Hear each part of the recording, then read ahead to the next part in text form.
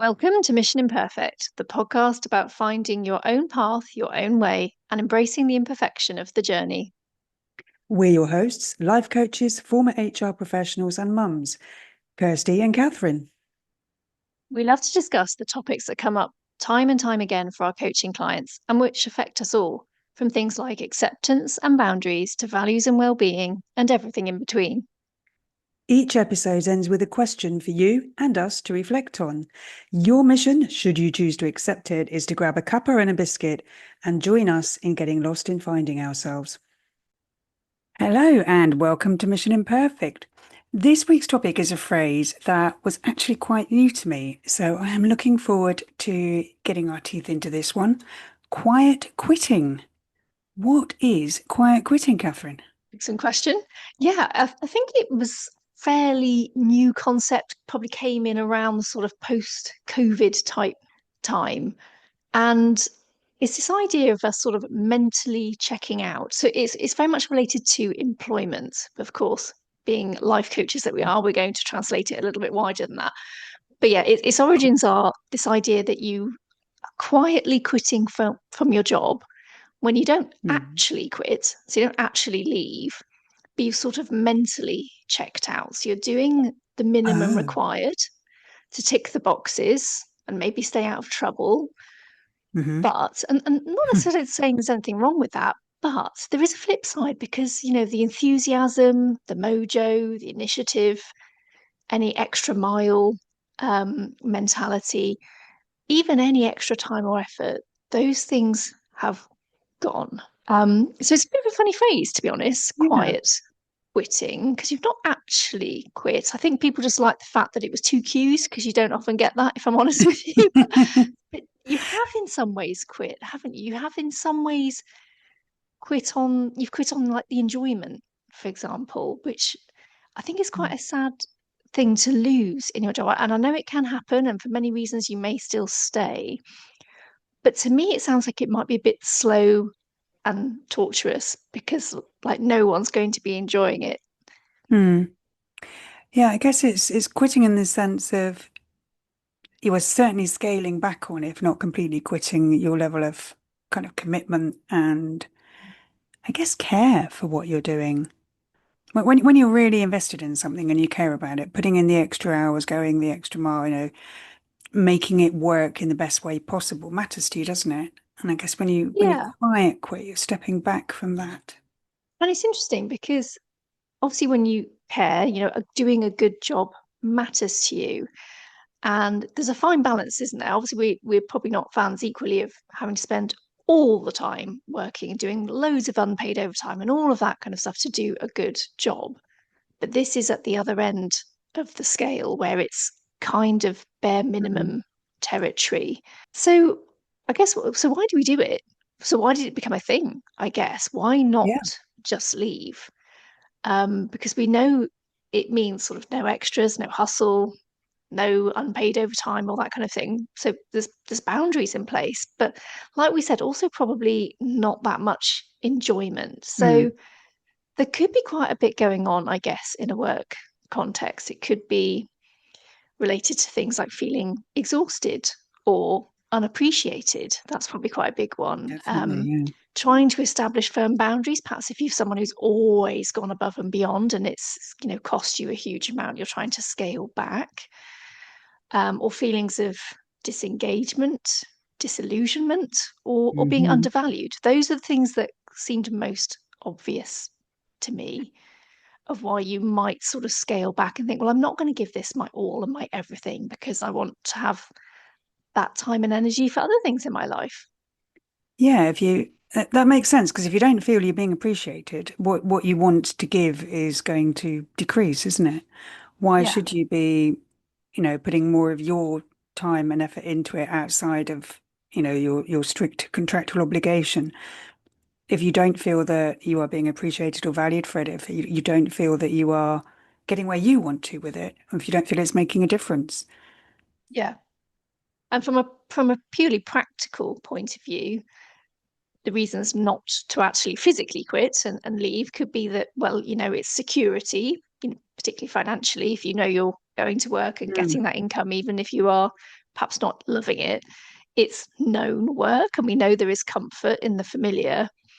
And Yeah. perhaps it's less stress because if you're not perhaps really going above and beyond, you're perhaps not really dwelling on, oh, I could have done that better, and oh, I'll stay a bit longer and finish this and do that and all those other things. So I can, in that sense, I suppose I can see some advantages to it. Yeah, the boundaries, being able to be boundaried in that way sounds very attractive, doesn't it? It does. I personally think it's one of these things, as we often say, it's a bit like a scale. You know, you have Mhm. your kind of extremes where you've got your probably the person going hell for leather, burning out, working all the hours to do Mm. what they, aiming for perfectionism, which we're very much against on this podcast. Absolutely. And it's much nearer the other end. And even within this concept of quiet quitting, you might have someone who really does work to the absolute rule. Do you know what I mean? Like the absolute bare minimum, and others that perhaps are just a bit disengaged and going through the motions. I'm sure there's a scale within it. I think there's often, hopefully, somewhere a bit happier in the middle. But let's just talk about it a bit more then. So is it valid, this idea of quietly quitting? Or is there actually a bit of a stigma attached to it? And I thought this was interesting Mm. because, is it laziness or is it self-preservation? Because I can imagine for employers, it's quite tricky. Employers, in all honesty, probably they do hope that people will go above and beyond the basics in their roles, don't they? I think that's probably familiar for most of us. Are they right to want that? I don't know, but I Mhm. imagine someone who's really working to the absolute rule is quite difficult to manage. But the thing is, I think a key question underneath all of that is why are they doing that in the first place? Is it something about the job, the company? Is it just Mm. one person? Is it a whole team? Is it a department? Is it the whole organization? What's really going on? Because I think it'd be unusual to find everybody in that position. But so there's probably a bit of digging around to be done. And I know that validity Yeah. is obviously subjective, but I think if we can try and see things a bit objectively. I'm just thinking from an employer's point of view in this scenario of quiet quitting. What do you think, Kirsty? I can. Have you ever have you worked with someone who you've thought, oh, Mhm. now that we know what the term is? I think we probably all have, haven't we? And in so many different ways. I think I think if an organization is struggling to get that level of going above and beyond from all its staff, that it feels that nobody or pretty much nobody is engaged, then that's obviously a sign of something having gone horribly wrong in that working environment, in the way it's being run and managed. Because for everybody to be pretty much working to rule, to not being willing to go above and beyond, you've got a significant problem there, haven't you? But hopefully that's quite unusual. But it could be down to relationships with manager, within a team, a manager who, I guess a micromanager is going to stop people wanting to sort of go above and beyond because they get into trouble if they're not doing what they're told, as they're told, when they're told, how they're told. Yeah, that's what the whole micromanagement thing is about, isn't it? Doing exactly what your manager wants you to do in the exact way they want to do it. So if you're stifling that sort of creativity and proactivity from people, then perhaps you are going to create quiet quitting. But there again, maybe if you left to your own devices too much and not given recognition or support, then that could bring it on as well. If you just feel like you're kind of shouting into the void with everything you're Yeah, trying to do to like there's grow radio and to make things silence better. on And what you yeah, produce. Yeah, no, I can imagine. The thing is, though, as you quite rightly pointed out when we discussed this, there's also a step further, which is, I guess, not doing your job, and that's why I said it's doing the minimum but not getting in trouble. But if mm, you are actually effectively doing your job, is that a problem? That's going back to what we were saying about do employers actually expect people to do more than what their job is? But I suppose a lot of people do more in the hope that yeah, perhaps it will get recognised, appreciated, and maybe lead to promotion and other things like that, pay rises, all those sorts of things. So It's interesting. I suppose you can argue that a Hmm. quiet quitter is definitely not looking for that. They're just looking to do what's required, Maybe and that's it's it. maybe there's a difference between a quiet quitter as somebody who has previously gone the extra mile and somebody who has always only done what's expected of them. Because if you've only ever done what's expected of you, if you've met the expectations of the job but never gone above and beyond, then you've not quitting on everything. You are just this is how you've always been. For me, I think that that phrase quiet quitting suggests a change in how you approach your work. What do you think? Yeah, that's a good point. I wonder if it's something that does it creep up on you? Does Mm. it? Yeah, interesting. Rather, I can't see it necessarily being an overnight thing, I guess, unless Yeah. there was something radical that's happened at your employment. So I think it's an interesting term, and obviously its origins are in the workplace. But of course, we're going to broaden this and talk a little bit more about it in life. So I wondered about the question, is it possible to be quietly quitting in your own life? Is that a thing? And I thought, well, maybe it is. Obviously, we don't get to leave it because we can't actually leave our own lives. But what might quiet quitting in life look like? And I thought, well, okay, translate what we know about it from in the workplace. It could be that in our life, we're just sort of going through the motions, seeking enjoyment. It could be that we're opting out of decisions, not being proactive, or Mm. just we'll let things happen and just go along with it. It could be that we're staying where we are, or possibly even staying a bit stuck because it's easier than facing change. It could be distancing or numbing behavior like scrolling, procrastinating, not really engaging. Or it could be a bit more subtle, those sort of meh feelings, which I can relate to. Or, where your energy's low, maybe you have a bit of chronic boredom or disinterest, or a bit of vague resentment. These were some of the terms that came up to me, and I thought, okay, maybe it is a thing then. Because I think just reading that all through, I thought I can recognize some of those potentially. I don't know whether that means quiet quitting exactly, but it's an indicator of something. Um, so Definitely, yeah, I yeah. just thought it could translate potentially to life as well. Yeah, I agree. And all those things you just talked about, they create quite a strong sense of that quiet quitting, don't they? Of just doing what we feel has to be done, Mm, not having the energy or perhaps the strength or the courage to change the things that aren't working for us and yeah, just doing the necessary to get by. Yeah, I think that's definitely a thing in life. yeah, In the same way that you get caught up in staying in a job that you're not really enjoying and don't want to be doing anymore because you need the money or because the hours fit with your childcare requirements or whatever. You stick in a relationship that isn't working because it's too scary to consider going on your own. You don't know how to manage the finances. You don't know how you deal with the kid, etc. You don't consider moving to another area because it's too big an upheaval and it takes too much energy to do it, and you don't think you've got the money or the support, or your partner doesn't want to. All no, so many things that you just keep doing when you've lost the love for it. yeah, exactly. It could even translate to hobbies or interests that you had and continue to do, and then realize your heart's just not in it anymore. You don't love it. You've perhaps changed or outgrown it, or just don't have the interest, but you do it out of habit. We've spoken about this before, haven't we? That the brain is a Yeah, creature of habit. But maybe if we realize, I'm not actually sure I enjoy this anymore, what's in it for me? I have just got used to doing it. So yeah, I think as a lot of things we discuss, they're all interconnected, aren't they? All these yeah, topics very kind of much. overlap. So I guess if we recognize that we might be quietly quitting, Mm, for want of a better expression, in areas of our life, do we want to continue or not? I think that is the big question.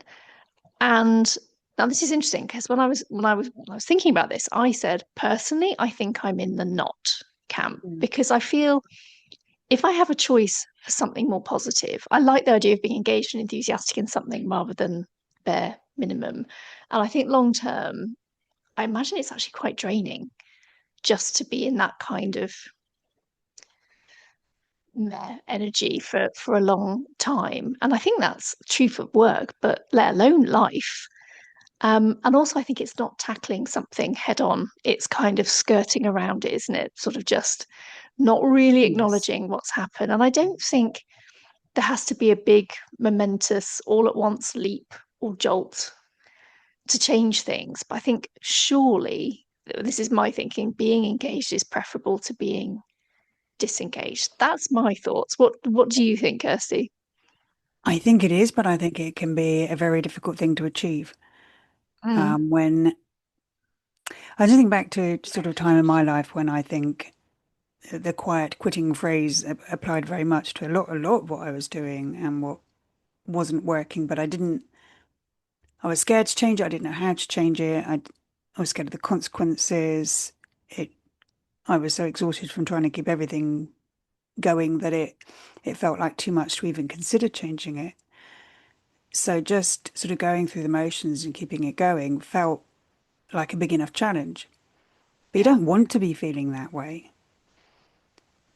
I don't think anybody wants to feel that way. Maybe when you're trying to balance up, what's going to happen if I do something big and drastic to change what's not working? Is that going to be worse than where I am now? And we've talked about this in our comfort zones episode, didn't we? The whole Mm, familiar discomfort versus the risk of unfamiliar discomfort. It can be a tricky one. But no, I don't think anybody genuinely wants to feel that way. But sometimes finding a way of changing it just feels like too much. yeah. So how can we start to find ways of changing it, I guess is the question. Agreed. And I think as in most things, we're not suggesting you can just flip a switch on these things and jump out of them, sadly. Although, It would well, be we wouldn't have a nice. job then, would we? It would be nice, but we would not have a job. But yeah, that's what I was meaning about it doesn't have to be a momentous, oh my God, I must switch this 180 straight away. But I think if you continue to ignore the issue, it's going to be there getting bigger, like the elephant in the room. So I wonder if there's something in some self-discovery questions or journaling just to kickstart some re-engagement because for example what actually is causing a feeling of disillusionment whatever it might be that you are feeling is connected to your sense of quiet quitting and you can acknowledge it's just I am in a difficult situation right now but I won't be in this forever and maybe there is Yeah. one small step I can take and of course coaching is something that can be really Of supportive course. with this of course Always. but just to be clear, because obviously we've mentioned the word, it contains the word quitting. And I just want to Mm. be really clear about something. It doesn't mean that we're not in favour of quitting sometimes, because Mhm. if something isn't right, I think we absolutely can kindly and firmly let it go. I'm not going to start singing because I think, as you rightly said, Kirsty, quitting, it has this idea of negativity sort of attached to it, doesn't it? It's one of these words, a bit like failure. We've spoken about that before. It's a word that people don't really like. It has a sort of sense of Up, isn't it? weakness. Yeah, yeah. That's I think the idea of quitting, and unless it applies to something like smoking when it's seen as a positive thing, Oh, yes. Yeah, that's um, true. maybe we need to think of it more like quitting smoking, something that used to work for you and that you used to enjoy and it helped you relax and feel good, whatever. And now you're more worried about dying of lung cancer than you are benefiting from the enjoyment of it. Then quitting is obviously a really good thing to do. Um, so I guess that applies on the whole quiet quitting thing. If a job, a relationship, a situation, an activity is not giving you what you used to enjoy getting from it, can you Yeah, change it? And if not, why not walk away? Why not look for exactly. something different? I think, as we know, saying no and acting on it often takes an awful lot of bravery rather than just going through with what we're used to. And that's why I was saying it doesn't have to be loud. So, what's the opposite? Loud quitting? Do you have to announce it to the whole world? I am quitting. I am giving this up. I think better term is less snazzy, decisive quitting. That's what I was going with. Because I feel Oh, like quiet quitting is sort of like prolonging a discomfort. And I think if we can, not saying it's always easy and it might be longer than we'd like it to be, but if we have an option to change it, that's why I like decisive quitting, but it's not as catchy, is it? It's quiet quitting. And I actually do, I mean it as meaning something different as well. So Less um alliterative. Yes. there's, people are, we have fear, don't we, of what will people think of us for giving up. Mm. We have fear of change, fear of the unknown, all of these things, they do come into the picture. But I just thought it was interesting to translate this thought about quiet quitting from that work context where it came into being a thing into life, just to see if people could identify, is it perhaps happening in an area, um, and what might they want to do about it. Definitely. I mean, there are so many places where it could be coming up. I mean, romantic relationships, friends and family relationships, activities you're doing, you know, things like where you're living and even how you're, the routines you have and your exercise regime, your diet, how you're dressing. There's so many things where we just keep doing it without really engaging with it, Yeah, even when yeah, a it's not bit like working. we've spoken about before about the autopilot. I guess this Yeah. is like autopilot with a few warning bells on it, isn't it? Because it's something's not feeling right because we're recognizing the disillusionment and the disengagement that goes with it. So let's share some quotes because as we like to, and we found some Oh, great yes. ones on this. So I like this one. Like creating a masterpiece, quitting is an art. You have to decide what to keep within the frame and what to keep out. And that's by Richie Norton. And I thought that was a really nice way of looking at what's going to be in your life masterpiece, and what Yeah. might be time to quietly, decisively let go. Yes, an artistic reinterpretation of how you want your life to be. Mm. Mm. Um, I like this one from Jamila Jamil. It might seem a psychotic, insane thing, quitting a job after I'd built a great career over 8 years, but it was a wake-up call. All too often we ignore those, forget that we don't know how long we're here for, and that we need to make the most of every moment. Mm. And I thought that I call that the sunken cost fallacy, don't they? When you have a career that you perhaps give up on and change direction. But I like the view that you take everything you've built and learnt with you to the next stage. absolutely, even if, it seemed people go, you're mad, you're leaving a good job. But if that job that looks good from the outside is turning rotten on the inside, Yeah. it isn't a good job. It's not making your life any better, is it? No, and actually, if you've already recognised that, if you haven't already started quiet quitting, you probably will do because if Yes. it's not right for you. Um, well, that leads us very nicely onto this last one. I love this one. When quitting is done correctly, it isn't giving up, it's making room for something better. And Oh, that's from yes. Adam Smith. Isn't that great? Yeah. Isn't that lovely? So, our question this week, probably no surprise for this one, but we're wondering, where might you be quietly quitting in your life, and can you identify why this is? And Mm. it was interesting. I thought we might say something a little bit similar on this one, because with us both having similar backgrounds, but I thought I can definitely identify with spells of disillusionment, definitely. And as a solopreneur, when you're just on your own, it's easy to feel frustration deeply and personally because there aren't colleagues around to share it with, and you feel very, Mm. very responsible. And I have to remember I'm just one person. I'm doing my best. There's an awful lot that's beyond my control. But all that said, if things continue in a way that I think don't really work for me, and it represents an imbalance that's perhaps too much to continue, I do have choice and agency. And I think that's the very opposite of quiet quitting, to Yeah. act on the choice and agency that we have. So that's why I'm saying decisive quitting for the win, even if it's only a small decision, like a small shift.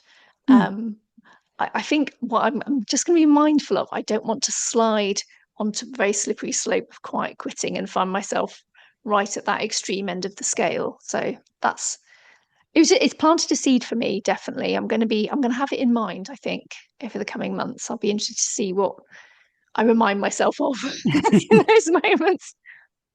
Again, it's that bringing awareness to something, isn't it? Once you've got that conscious awareness, you you have a much stronger sense of choice and agency over it. I like your use of that Mm. phrase. When you recognize that there is something you can do, that you do have that choice and agency, it makes such a difference.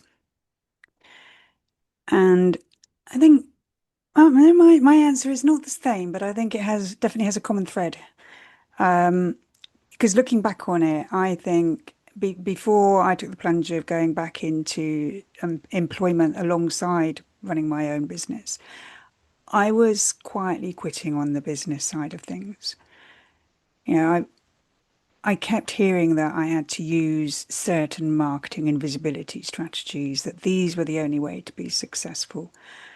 And I wasn't enjoying them and they weren't working, but I was still going through the motions, still, doing what I thought I had to do to deliver what I wanted. And I really was not enjoying it.